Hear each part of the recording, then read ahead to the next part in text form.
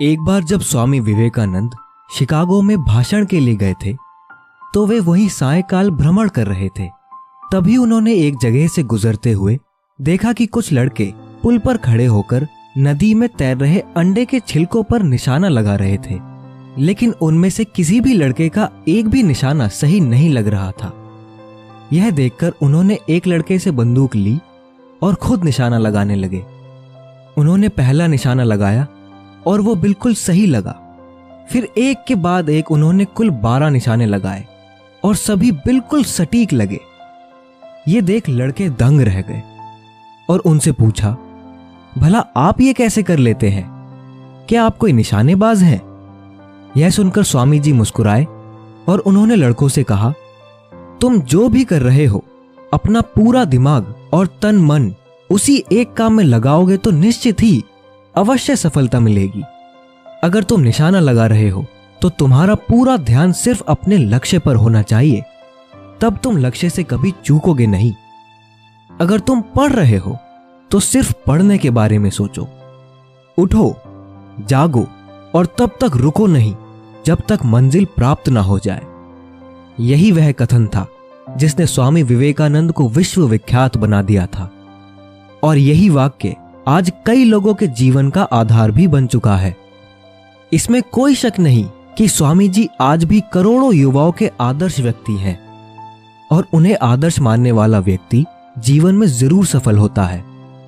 उनकी हमेशा से ये सोच रही है कि आज के युवा को शारीरिक प्रगति से ज्यादा आंतरिक प्रगति करने की जरूरत है।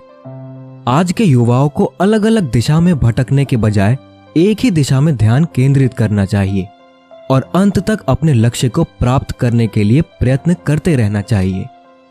युवाओं को अपने प्रत्येक कार्य में अपनी समस्त शक्ति का प्रयोग करना चाहिए। क्या आप युवा हैं? स्वामी विवेकानंद के अनुसार युवा वो है जो अनीति से लड़ता है, जो दुर्गुणों से दूर रहता है, जो काल की चाल को बदल देता है, जिसमें जोश के साथ होश भी हो, जो समस्याओं का समाधान निकालता है, जो बातों का बादशाह नहीं बल्कि करके दिखाता है। स्वामी विवेकानंद के अनुसार व्यक्ति का वास्तविक जन्म लक्ष्य के प्रकटन के साथ ही होता है। वे कहा करते थे, जिसके जीवन में कोई लक्ष्य नहीं वे तो खेलती गाती हंसती बोलती लाश है।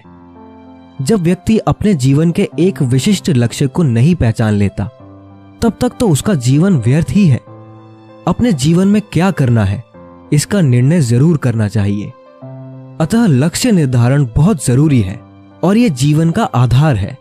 जब कभी कोई युवा उनके पास आकर गीता उपनिषद की बात करता तो स्वामी जी कहते, गीता के संदेश को समझना चाहते हो तो जाओ मैदान में जाकर फुटबॉल खेलो। मजबूत शरीर और भुजाएं होगी तभी तुम गीता का संदेश समझने के योग्य होगे। स्वामी विवेकानंद स्वयं युवा थे।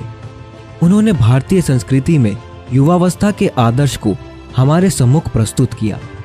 केवल 31 वर्ष 5 माह व 22 दिन की अल्पायु में ऐसा पराक्रम दिखाया कि सारा विश्व स्तंभित रह गया। अपने जीवन, प्रेरणा, विचार, साहित्य तथा कर्म से स्वामी जी ने भारत सहित पूरे विश्व को प्रेरित किया। स्वामी विवेकानंद भारतवर्ष और पूरे विश्व में ऐसे युवा चाहते थे जिनका शरीर लोहे के समान हो और मांसपेशियां फौलाद की, जिनके हृदय में सिंह का साहस, मन में श्रद्धा और पवित्रता की आग हो, जिनके मन में ईश्वर पर निष्ठा हो, दीन दुखियों के प्रति करुणा हो।